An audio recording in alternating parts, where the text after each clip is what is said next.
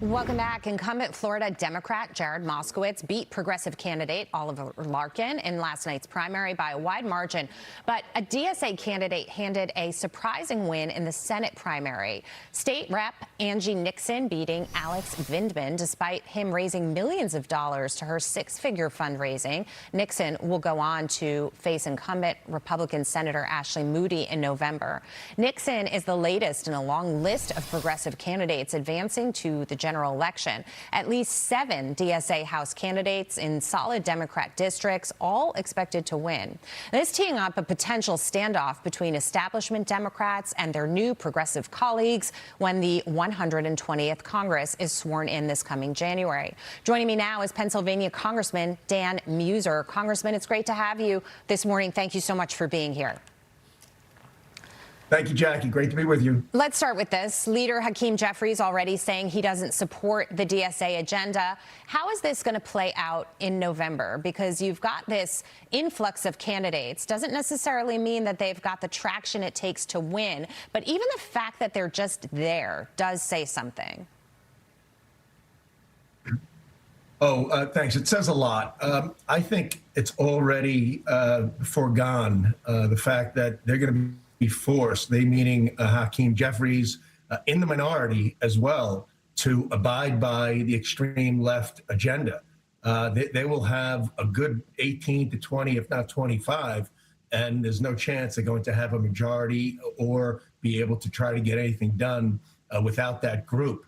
You know, it was interesting to see what you just said. They do a lot of polling, and Hakeem Jeffries clearly did a poll right before his Sunday show presentations, because he was twisted like a pretzel, trying to say, we appreciate their policies, they meaning the extreme socialists or even communists, as some of them call themselves, and yet trying to distance himself at the same time. Mm-hmm. So they really have a big problem, and the polling shows, and we saw that in a couple of cases, obviously in Florida, that these extreme measures are not relatable to the vast majority of American voters. Mm-hmm. I hear you on that, but some more recent polling is finding that Democrats have a 6-point advantage over the Republicans when it comes to the economy. That is pretty surprising, given the president's policies and how much they've helped people. Congressman, we're less than 80 days away from the midterms. How can you and your colleagues turn this messaging around before then so people actually understand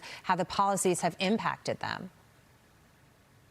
Yeah, I appreciate that. You know what, for instance, we have a big day today in Pennsylvania. We have Speaker Mike Johnson up, and we'll have other cabinet members up. We'll have Scott Bessent up, Howard Lutnick over the next couple of weeks, just talking about the facts, the truth, as opposed to the media's outlook on things and how they certainly pick up the Democrat talking points.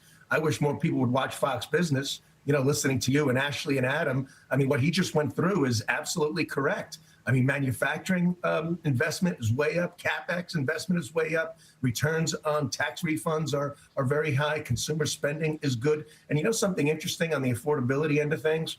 At this time during Biden administration, the cumulative inflation was 13.3%. Mm-hmm. Under Trump, the cumulative inflation thus far, after 18 months anyway, is 4.1%. So we have the facts on our side. We just have to get them out. And have faith the American people are going to listen, and right. We need to drive the vote. And some of it is about messaging, Ashley, but some of it is also about driving the agenda forward. You had a question for the Yeah, Congressman, nice to see you. I really want to talk to you about our friends at Penn State, but I'm going to instead ask you about what you're doing when you guys get back in like 2 weeks here. So do you think you get through with the CR that the Senate passed and maybe Russia sanctions? I do. I have no reason to doubt that. I mean, let's face it, we need basically 99% with our small majority, and the Senate, you know, can't lose more than 3. So we do think that the CR looks fine, you know, through December 8th. And then on the Russia sanctions, I'm certainly supportive of it.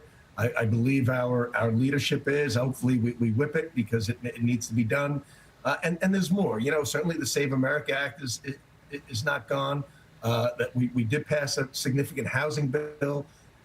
You know, we're working on other measures for particularly cutting waste, abuse, and fraud. I mean, that's an amazing effort that the president, through his executive orders, set up a task force with J.D. Vance, which I am on, and I'm working on consumer fraud within my committee and my chairman, Chairman Hill, as well as working on what I refer to as taxpayer fraud, which honestly can be in the neighborhood of $600, $700, $800 billion. This White House tackling it, it's really never been tackled before. And let's dig into that a little bit more, because you've been working with Vice President Vance on this anti-fraud roundtable and trying to crack down. How do we turn this into actual policy where what you're finding then translate into tax dollars that could potentially be used elsewhere?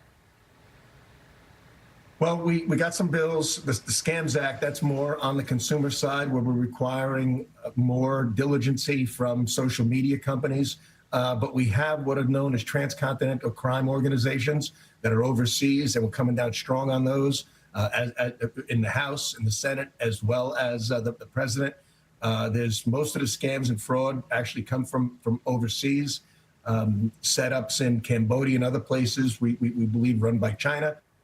That we're going after. We're looking to have an overpayment czar, requiring agencies when they knowingly have overpayments, they must go after it. We'll also have a crackdown on SNAP, waste, abuse, and fraud, requiring that the error rates in states be less than 6%. We're currently even in Pennsylvania, which is one of the worst, because the management in our governor's office is very poor. They completely focus on politics rather than getting things done and governing. Is in the neighborhood of 12%, which wastes, believe it or not, $420 million a year. So we're cracking down in these areas and increasing penalties for those who defraud the taxpayer, i.e. the government. Yeah, when there are penalties. So we got an agenda for it from my committee, from the White House. Yeah, when penalties are put in place, people tend to be, take everything a little bit more seriously. We appreciate the work that you're doing. Congressman Meuser, thank you so much for being here.